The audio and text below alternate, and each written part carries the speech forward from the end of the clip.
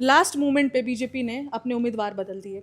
अभी जैसे केशव जी बता रहे थे कि इतना इजी पीजी सीट है बीजेपी के लिए, उसका गढ़ रहा है, कुत्ता बिल्ली जैसी भी चीजें वो लोग खुद इसको नहीं, बीजेपी के लोग बोल रहे हैं ना। एग्जैक्टली खुद बोलते हैं, वो हमने कई सारे वीडियोस भी देखे जी। हैं। तो इतना इजी पीजी सीट था उनके लिए, तो फिर उन्होंने लास्ट मोमेंट पे अपना कैंडिडेट क्यों बदल दिया? उसकी कुछ और वजहें हैं। बाद में उनको पता चला कि जो अक्षय कुमार बंटी थे, उनका पारिवारिक इतिहास और कुछ और मामलों में उनके परिवार की एक संलिप्तता, तमाम वजहें थी। बीजेपी ने कहा कि पारिवारिक वजहों से ही वो चुनाव नहीं लड़ रहे हैं, उन्होंने अपना नामांकन वापस लिया है। जो भी वजह हो, लेकिन जैसा कि केशव सर बता रहे हैं, सच तो बात यही है कि बीजेपी का वो सीट गढ़ है। मैं पहले बता चुका हूं कि उनका जीत का अंतर कितना रहा है। प्रशांत किशोर को ये बात बहुत अच्छे से पता है कि बांकीपुर सीट का इतिहास क्या रहा है। पीके को ये भी पता है कि उपचुनाव हमेशा सत्ताधारी दल का चुनाव माना जाता है। पिछले बहुत सारे उपचुनाव को उठाकर देख लीजिए, जो 3-4 सालों में हुए हैं, सत्ताधारी दल उपचुनाव नहीं हारता, लेकिन सत्ताधारी दल हार भी जाता है। इसका भी अपना इतिहास में बहुत दूर जाने की जरूरत नहीं है। 2017 में यूपी में चुनाव होता है, सीएम योगी मुख्यमंत्री बन जाते हैं, उनको अपनी गोरखपुर वाली सीट लोकसभा छोड़नी पड़ती है। फूलपुर से सांसद हुआ करते थे केशव प्रसाद मौर्य, उन्हें अपनी सीट छोड़नी पड़ती है, वो एमएलसी बन के उप मुख्यमंत्री बनते हैं। दोनों सीटों पर उपचुनाव होता है। गोरखपुर में बीजेपी योगी आदित्यनाथ के रहते हुए कभी चुनाव नहीं हारी थी, लेकिन 2018 में जब उपचुनाव होता है बीजेपी हार जाती है। फूलपुर में बीजेपी हार जाती है। उपचुनाव में उस वक्त बीजेपी हारी थी जब ठीक 1 साल पहले उसको यूपी में प्रचंड बहुमत मिला था। 2014 में उसे लोकसभा में 80 में से 71 सीटें मिली थी। तो उपचुनाव में भी हार मिल सकती है, ये भी पीके को पता है। लेकिन बांकीपुर में, जैसा कि केशव सर ने बताया, कायस्थ मतदाता हमेशा बीजेपी के पक्ष में लामबंद होते रहे हैं। पीके ये चुनाव लड़ क्यों रहे हैं, उन्हें बहुत अच्छे से पता है कि अगर जात के मुद्दे पर बहुत ज्यादा चुनाव चला गया तो उनके हाथ से बाजी चली जाएगी। वो 2025 की तरह इस बार भी उनके सारे भाषणों को सुनिए आप, वो बार बार कह रहे हैं जात से ऊपर उठिए, जात से ऊपर उठिए, जात से ऊपर उठिए। वो चाहते हैं कि इस चुनाव को बहुत स्थानीय बना दिया जाए, गली गली का जो मुद्दा है उसको भी इस चुनाव का मुद्दा बना दिया जाए। भरपूर कोशिश कर रहे हैं, लेकिन पीके की कैंपेन, उनका जो कैंपेन की जो उनकी रणनीति है, उसमें कुछ खामियां भी हैं जो वो स्वीकार नहीं कर पा रही, ना 2025 में ना इस बार। जो बिट्टू सिंह अभी बीते दिनों पार्टी छोड़ के गए हैं, उन्होंने जनसुराज को लेकर कहा है कि जनसुराज पार्टी के कार्यकर्ता नहीं होते, उनके पेड कार्यकर्ता होते हैं, वॉलंटियर होते हैं। वो कह रहे हैं कि बांकीपुर में आप जाकर देखिए, जनसुराज के पक्ष में जो लोग वोट मांगने जा रहे हैं वो तो ना तो बांकीपुर के हैं, बहुत सारे लोग दूसरे राज्य से भी आए हुए हैं और वो पैसे पर काम कर रहे हैं। उनका ये कहना है कि बीजेपी के जो भी कार्यकर्ता हैं बांकीपुर में बूथ स्तर तक, वो बीजेपी के स्थानीय कार्यकर्ता हैं। लगभग बड़े नेता चुनाव प्रचार करने के लिए आएंगे, मंच पर दिखेंगे, लेकिन जो वहां पर आपको भीड़ दिखेगी वो स्थानीय ही होगी। तो पीके की सबसे बड़ी खामी ये है। दूसरी बड़ी खामी जो उनके अंदर लग रही है, जो पार्टी छोड़ रहे हैं उनके नेता जो आरोप लगा रहे हैं, कि वो बहुत ज्यादा अहंकारी स्वभाव में बात करते हैं।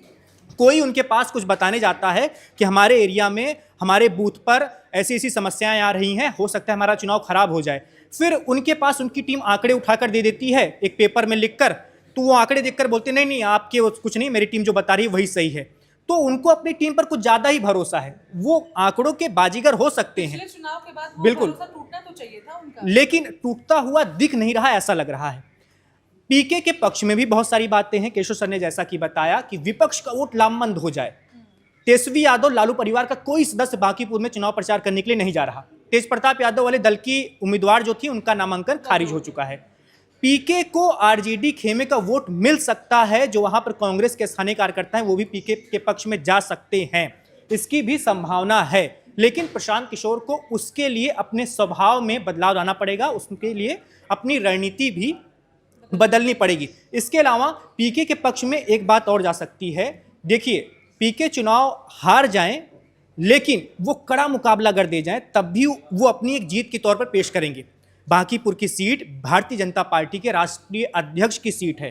बीजेपी के ऊपर एक दबाव है इस सीट को 2025 वाले अंतर से भी बड़े अंतर से जीतना। बार बार बीजेपी वाले कह रहे हैं इस बार हम 60,000 से जीतेंगे, 60,000 से जीतेंगे। मान लीजिए बीजेपी जीत भी जाती है, लेकिन अंतर अगर 10,000 का रहता है, पीके कड़ी टक्कर दे ले आते हैं, तो पीके जैसे वाकपटुता के धनी हैं, बोलने का तरीका उनका जैसा है, मीडिया के जैसे वो लाडले हैं, वो तुरंत इंटरव्यू देना शुरू कर देंगे कि देखो कभी यहां पर इतनी कड़ी लड़ाई हुई ही नहीं थी, मेरी वजह से इतनी कड़ी लड़ाई हुई, नितिन नवीन की सीट फंस गई थी, बीजेपी हारने वाली थी। तो पीके सब कुछ जान समझ रहे हैं, उनको भली बात पता है कि उनके लिए सीट निकालना मुश्किल होगा, लेकिन वो ये सोच रहे हैं कि अगर मैं बहुत करीब भी पहुंच गया तब भी मैं इसे अपनी जीत के तौर पर पेश कर सकता हूं। चलिए, ये तो था पीके के साइड का, लेकिन जो सवाल मैंने वैभव से पूछा था वही सवाल मेरा सेम आपसे रहेगा कि अगर गढ़ है बीजेपी का और इतना कॉन्फिडेंस है उनको कि वो जीत जाएंगे, तो उन्होंने लास्ट मोमेंट पर अपना जो कैंडिडेट बदल दिया भारतीय जनता पार्टी ने। तो कैंडिडेट बदलना मुझे नहीं क्या परिवार की या फिर उनकी जो भी पृष्ठभूमि रही, क्या उसका जांच पहले इन लोगों ने नहीं किया? भारतीय जनता पार्टी ऐसे ही किसी को टिकट तो देती नहीं है, और टिकट देने के ठीक एक दिन बाद टिकट वापस ले लेना, किसी और को टिकट दे देना, क्या कुछ डर जैसा माहौल नहीं था, या फिर ऐसा क्या हो गया कि उन लोगों ने ऐसा कर दिया? ठीक है, आपने पॉलिटिक्स में खासकर चुनावों में ये जुमला तो जरूर सुना होगा कि खेला होगे, खेला होगा। आखिर ये भी एक खेले का हिस्सा है। आप ये सोचिए कि कल बुधवार को जो लोग जनसुराज छोड़कर भारतीय जनता पार्टी में आ रहे हैं, उनकी जनसुराज को लेकर क्या निष्ठा रही होगी। आखिर पीके जब चुनाव मैदान में आए हैं तो आप पीके के लाख आलोचक हों, आप ये मत भूलिए कि वो कुछ न कुछ तैयारी करके आए होंगे। बताया यह जाता है, मैं बहुत स्पष्ट बोलता हूँ, वैभव जी जो चीज़ छुपा रहे थे मैं वो क्लियरली बोलता हूँ, कि प्रशांत किशोर जिस तरह से पिछले एक साल से प्रशांत किशोर बिहार के अभी जो मुख्यमंत्री हैं सम्राट चौधरी, उन पर हमलावर थे। कई सारे उन्होंने पेपर बम फोड़े उन पे। अभिषेक बंटी पर भी वो पेपर बम तैयार था, और बताया गया कि अभिषेक बंटी के परिजन की संलिप्तता चारा घोटाले में रही थे। तो प्रशांत किशोर का डॉजियर तैयार था। वो इस बात की प्रतीक्षा में थे कि एक बार नॉमिनेशन पूरा हो जाए, स्क्रूटनी खत्म हो जाए, तब जाकर ये पेपर बम फोड़े और फिर उसका लाभ चुनाव में उन्हें हो। लेकिन भारतीय जनता पार्टी को ये बात पहले ही पता चल गई, और फिर भारतीय जनता पार्टी का जो नेतृत्व है उन्होंने इस बात को बहुत सीरियसली लिया कि भाई यहाँ से इस उम्मीदवार को हटाते हैं, क्योंकि चारा घोटाले का अगर नैरेटिव आ गया तो एक उपचुनाव भारतीय जनता पार्टी जीत भी जाए तो आगे के चुनाव में उनके लिए मुश्किल पैदा होगी। दाग तो लग ही जाता। बिल्कुल, तो इसलिए वहाँ से आनन फानन में भारतीय जनता पार्टी पहले भी ये करती रही है। उन्होंने वहाँ से पवन सिंह को टिकट दिया था और वो आसनसोल से, और पारिवारिक कारण से वो विड्रॉ कर लिए। पारिवारिक कारण से थोड़े कोई विड्रॉ कर लेता है। बीजेपी का टिकट किसी को मिले, कौन सा ऐसा पारिवारिक, बीजेपी का टिकट जो जीत की गारंटी है, खासकर बांकीपुर जैसे इलाके में, कौन छोड़ेगा? तो भारतीय जनता पार्टी ने उसको कहा कि भाई तुम साइड हो जाओ, हम दूसरे उम्मीदवार आनन फानन में लेके आते हैं। और बीजेपी को सच ये हो सकता है उनका यह अति उत्साह भी हो, ओवर कॉन्फिडेंस भी हो कि हम यहाँ से कुत्ता बिल्ली को भी जिता सकते हैं। और माशाअल्लाह वहाँ से उम्मीदवार भी उन्होंने अपने कथनानुसार ही चुना है, जैसा वो कह रहे हैं उम्मीदवार देख करके भी वही समझ में आता है। तो वहाँ से उम्मीदवार बदलने की ये वजह रही। अच्छा देखिए, भारतीय जनता पार्टी की एक सबसे बड़ी विशेषता यह है कि अगर पंचायत लेवल का भी चुनाव हो तो उसको भी भारतीय जनता पार्टी उसी इंटेंसिटी से लड़ती है जिस इंटेंसिटी से वो लोकसभा का चुनाव लड़े या विधानसभा का चुनाव लड़े या प्रेसिडेंशियल इलेक्शन में जाए। उनका चुनाव लड़ने का पैटर्न वही है। देख लीजिए, 40 लोगों की फौज उतारी है चुनाव में। मतदान में 40 दिन भी बाकी नहीं है। हम 16 तारीख में बैठे हैं, 30 जुलाई को मतदान है। कल उन्होंने 15 दिन के कैंपेनिंग के लिए 40 लोगों की फौज उतारी है। अब ऐसा तो है नहीं कि 40 लोग वहाँ पर जाके जनसभाएं करेंगे। आप देखिए, हाँ, आप भी थी बिहार के चुनाव में, मैं भी था। उत्तर प्रदेश भाजपा के अध्यक्ष रहे स्वतंत्र देव सिंह, वो भारतीय जनता पार्टी का पर्चा बांट रहे थे बिहार में। तो ये जो कैडर बेस्ड पार्टी है भारतीय जनता पार्टी, उनके पास ये एक एडवांटेज है। ये 40 लोग जो उतारे हैं, जिसमें उनके बड़े से लेकर छोटे नेता, प्रदेश अध्यक्ष, राष्ट्रीय अध्यक्ष, मैथिली ठाकुर जैसी सेलिब्रिटी, तमाम लोग हैं। उसमें केसी सिन्हा का भी नाम उस फहरिस्त में जुड़ गया है। ये लोग क्या करेंगे? ये लोग डोर टू डोर कैंपेनिंग करेंगे। ये इंश्योर करेंगे कि बीजेपी पन्ना प्रमुख बनाती है, पार्टी बूथ प्रमुख बनाती है, तो पन्ना प्रमुख, उस पन्ने पर, वोटर लिस्ट के उस पन्ने पर जितने लोगों के नाम हैं, वो इंश्योर करेगी कि ये लोग जाएं और कमल का बटन दबाएं। ये इंश्योर करेगी बीजेपी। इसीलिए 40 लोगों की टीम उतारी है। 40 लोग वहाँ पर भाषण देने के लिए नहीं जा रहे हैं, रैली करने के लिए नहीं जा रहे हैं। हो सकता है इसमें 2-4 रैलियाँ हों, 2-4 रोड शो हों, ये सारी चीज़ें होंगी। थिएट्रिक्स भी जरूरी है चुनाव के लिए, लेकिन भारतीय जनता पार्टी अपना काम बहुत ही तल्लीनता से करती है। अब 40 इलाके नहीं होंगे बांकीपुर में। बांकीपुर विधानसभा में कितने इलाके होंगे? अब ये 40 लोग, 8-10 हैं जो मेन एरिया है। हाँ, 10 वार्ड हैं। ये घूमते रहेंगे। तो ये आसान नहीं होने देना चाहती है बीजेपी कोई भी चुनाव। बीजेपी की सबसे बड़ी खासियत ही यही है। तो उम्मीदवार बदलने की पटकथा तो आपको समझ में आ गई होगी।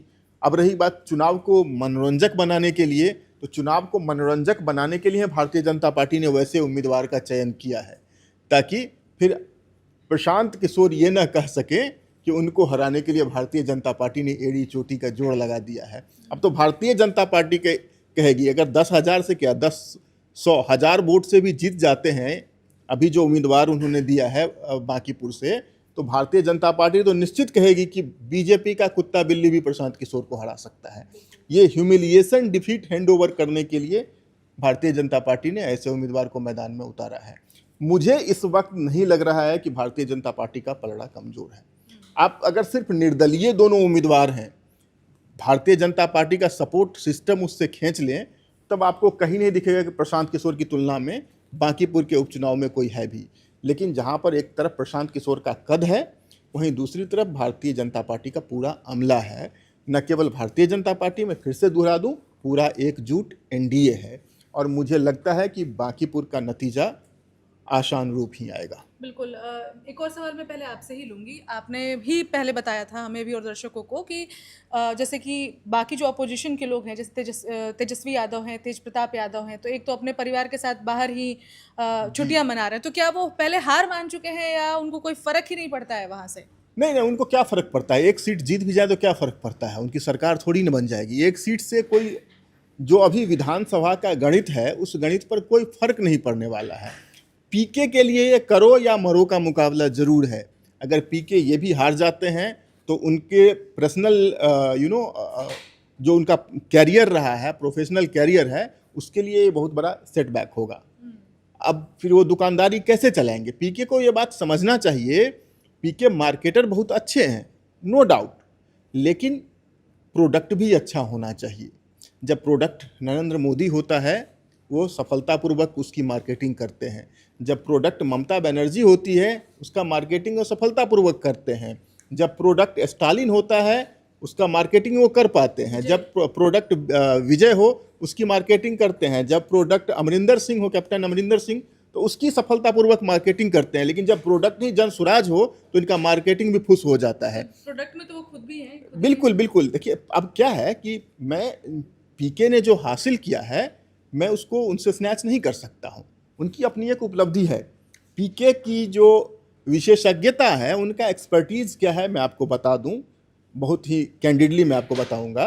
वह पीके, फॉर दैट मैटर कोई भी राजनीतिक विश्लेषक या पॉलिटिकल कैंपेनर, कंसल्टेंट, किसी भी पार्टी का जो आधार वोट बैंक होता है उसको रातों रात नहीं बदल सकता है।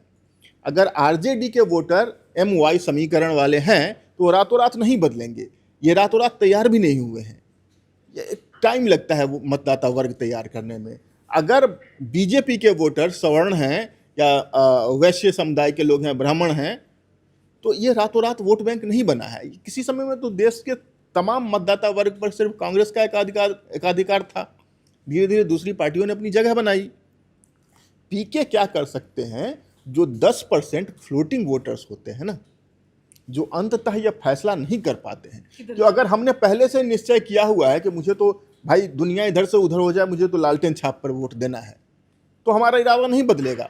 लेकिन हम अगर कंफ्यूज हैं, हम अगर किसी पार्टी के समर्थक नहीं हैं और हम ये देख रहे हैं कि इसमें कौन सी अच्छाई है, उसमें कौन सी अच्छाई है, ज़्यादा सोच विचार करने वाले मतदाता हैं, हम फेंस सीटर हैं, अंततः ये फैसला हम नहीं कर पाए हैं किधर जाएं, वैसे फेंस सीटर को, वैसे फ्लोटिंग वोटर को प्रशांत किशोर की कैंपेनिंग इन्फ्लुएंस कर सकती है। और यही होता है कि वो 10-12% वोट बढ़ा देते थे किसी पॉलिटिकल पार्टी का, और उस वजह से कोई निर्णायक सीटें जो होती थी वो पार्टी जीती। लेकिन प्रशांत किशोर जब अपने प्रोडक्ट के साथ मैदान में आए तो वो कैंपेनिंग नहीं चला, क्योंकि इसका आधार वोट बैंक ही नहीं है। तो एक कहावत बानू कि कापर करब सिंगार पिया मोरा आन्हर है, तो किस पर श्रृंगार करे, अब किसको वोट दिलाएं? वहां पर कुछ अपना पहले वोट रहे तब तो, पहले फाउंडेशन ही नहीं है तो झाड़ फानुस लगा के क्या करेंगे? वैभव, मेरा आपसे सवाल तो होगा, लेकिन उससे पहले क्या केशव जी ने जो भी बताया उससे आप इत्तेफाक रखते हैं या आपके विचार इससे कुछ अलग हैं? बिल्कुल। देखिए केशव सर जैसा बता रहे हैं, बीजेपी की ताकत के बारे में सबको पता है। प्रशांत किशोर को भी बहुत अच्छे से पता होगा। पीके के पास बहुत एक बड़ी टीम है। पीके जब चुनाव में उतरने वाले थे उससे पहले ही उनके पास बांकीपुर विधानसभा सीट के हर बूथ का लेखा जोखा उनके पास पहुंच गया होगा। कहां पर बीजेपी को कितने वोट मिले थे, बीजेपी कहां पर हार सकती है, आरजेडी की वोटर कहां ज़्यादा है, सब कुछ बीजेपी को पीके को पता होगा। बीजेपी के उम्मीदवार के बारे में जैसा कि केशव सर ने बताया, वो बात बिल्कुल सही है। जो उम्मीदवार नीरज कुमार सिन्हा हैं, उन्हें खुद ही विश्वास नहीं हो रहा था कि उम्मीदवार बन चुके हैं। उनकी आप बातें सुनिए, वो मीडिया के सामने बोल क्या रहे हैं। मुझे ऐसा लगता है कि अभी कुछ दिन पहले ही, कुछ घंटे पहले उनसे ऊपर से कहा गया, आदेश आया है कि आप कम बात करिए, क्योंकि वो बहुत अच्छे तरीके से अपनी बात भी नहीं रख पा रहे हैं। और नीरज कुमार सिन्हा का बतौर बीजेपी उम्मीदवार सिर्फ एक ही काम है, नॉमिनेशन में उन्होंने साइन कर दिया है। सारा काम उनका बीजेपी की जो टीम है वो करेगी। उनको बताया जाएगा कि आप इस जगह पर इस समय पहुंचिए, यहाँ पर आपको ये बोलना है। तो बीजेपी वैसे काम करती है। बीजेपी का चुनाव लड़ने का अपना एक तरीका है। ये बात पीके 2012 से जानते हैं, जब उन्होंने पहली बार बीजेपी के लिए 2012 वाले गुजरात चुनाव में काम किया था, प्रधानमंत्री मोदी, तब के मुख्यमंत्री नरेंद्र मोदी के लिए। तो पीके सब कुछ जानते हैं। पीके ये जानते हुए भी उनके आप भाषण सुनिए जो लगातार बांकीपुर में दे रहे हैं। वो बार बार कह रहे हैं कि एक सीट जीत जाने से बीजेपी को कोई फायदा नहीं होने वाला, कोई नुकसान नहीं होने वाला, बीजेपी के पास पर्याप्त बहुमत है बिहार विधानसभा में, सरकार पर कोई खतरा नहीं है। आरजेडी एक सीट जीत जाएगी, आरजेडी को कोई फायदा नहीं होने वाला, आरजेडी को कोई फायदा नहीं होने वाला। उसके पास जो विधायक उनमें एक संख्या बढ़ जाएगी। तो वो आरजेडी और बीजेपी के वोटरों से भी ये कह रहे हैं कि आपने इतने समय तक इन लोगों को वोट दिया, एक बार हमें आप देकर कोशिश कीजिए। तो उनकी रणनीति ऐसी नहीं है कि वो उन वोटरों पर निशाना साधना चाहते हैं जो अंतिम मौके पर जाकर चुनाव करते हैं कि किसे देना चाहिए। उनकी नज़र हर वोटर पर है। वो ब्राह्मण समुदाय से आते हैं, उनके सर के पीछे आपने चुटिया कभी नहीं देखी होगी। पीके जब से सार्वजनिक जीवन में है, 2025 वाले चुनाव में देखिए वो कितनी बातें कर रहे थे, जात पात से उठकर बातें करते थे। जब उनसे पूछा जाता था कि आप अपनी ब्राह्मण पहचान को लेकर क्या कहना चाहते हैं, तो वो कहते थे कि ना तो मुझे इसका लेकर कोई गर्व है, ना मुझे इसे लेकर कोई शर्मिंदगी है। उनका ऐसा जवाब होता था।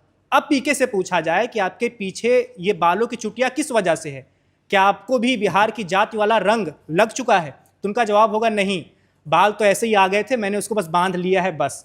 तो पीके जी बिहार में बहुत अच्छे अच्छे नाई हैं, उनके पास आप कुछ समय निकाल कर जा सकते हैं। तो कुल मिलाकर वो जात वाला रंग भी लगा रहे हैं, तड़का लगा रहे हैं। उनको बहुत अच्छे से पता है कायस्थ मतदाता बीजेपी को जिताते आए हैं, इस बार भी जिता देंगे। कायस्थ मतदाताओं में इस बार एक गर्व का एक भाव भी है कि हमारे बीच का एक इंसान बीजेपी का राष्ट्रीय अध्यक्ष बन गया है, हमारे समुदाय का।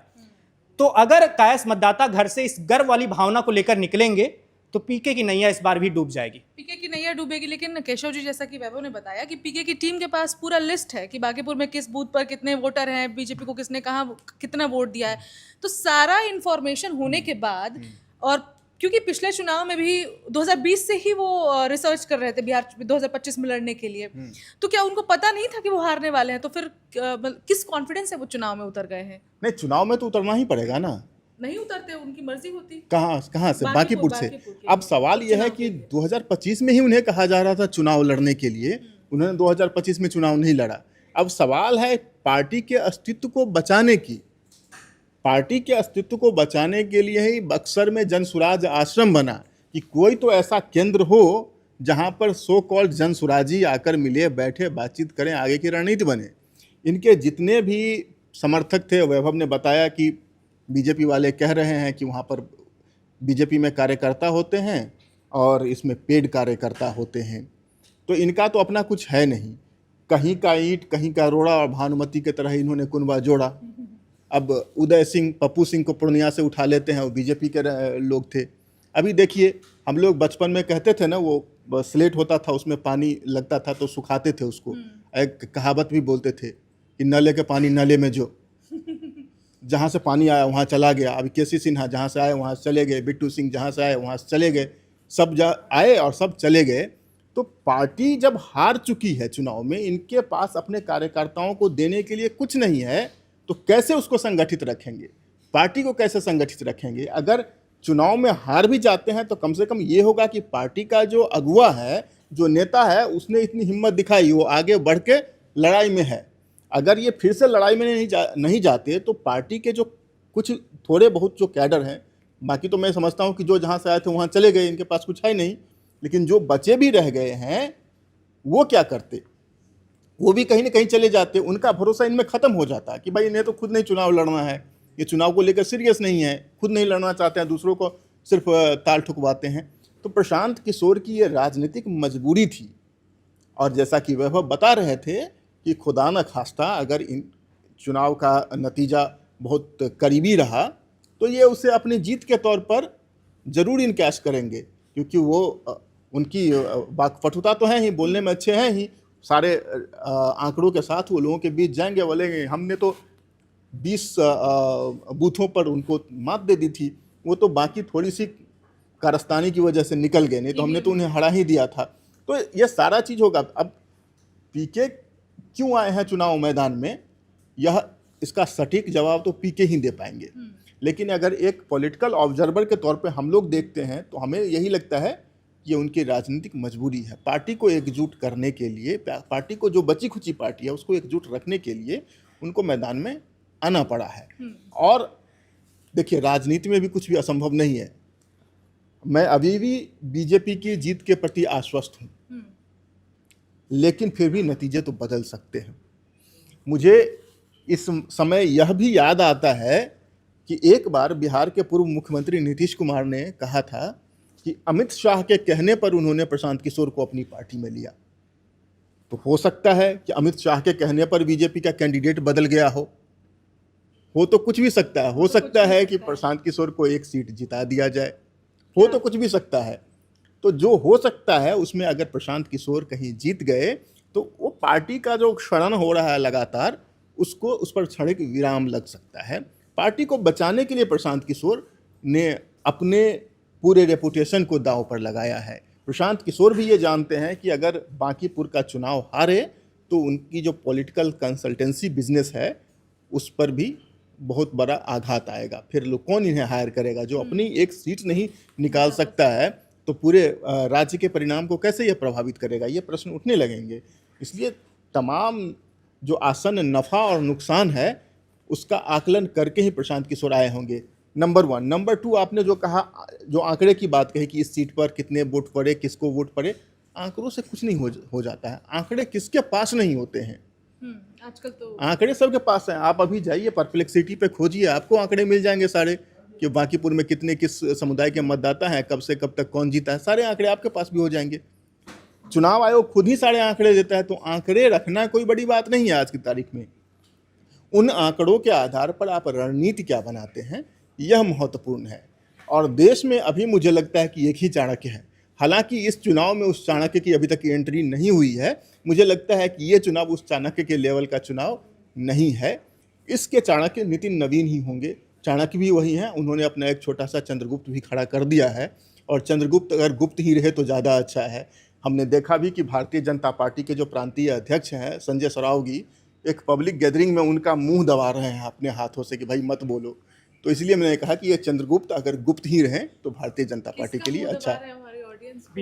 बीजेपी उम्मीदवार का नीरज सिन्हा का मुंह दबा रहे हैं। पहले जब नीरज सिन्हा का नाम आया था तो मुझे लगा कि भाई कोई बहुत बड़ा पार्टी वर्कर होगा। अब ये तो ऐसे पार्टी वर्कर है, पटना के चुनाव को मैंने कई बार देखा, कवर किया, लेकिन देखा भी नहीं था। हो सकता है ये छोटे मोटे कार्यकर्ता बीजेपी से होंगे, और ये अच्छी बात भी है। ये भारतीय जनता पार्टी की प्रशंसा इसलिए भी होती है कि इसके कैडर में से ही कोई प्रधानमंत्री बनता है, कोई गृह मंत्री बनता है, कोई राष्ट्रीय अध्यक्ष बनता है, किसी को विधायकी और सांसदी की टिकट मिलती है। ये बहुत अच्छी प्रथा भी है। लेकिन फिर भी जिस तरह से उम्मीदवार बदले गए हैं, हो तो कुछ भी सकता है। Subscribe to One India and never miss an update. Download the One India app now.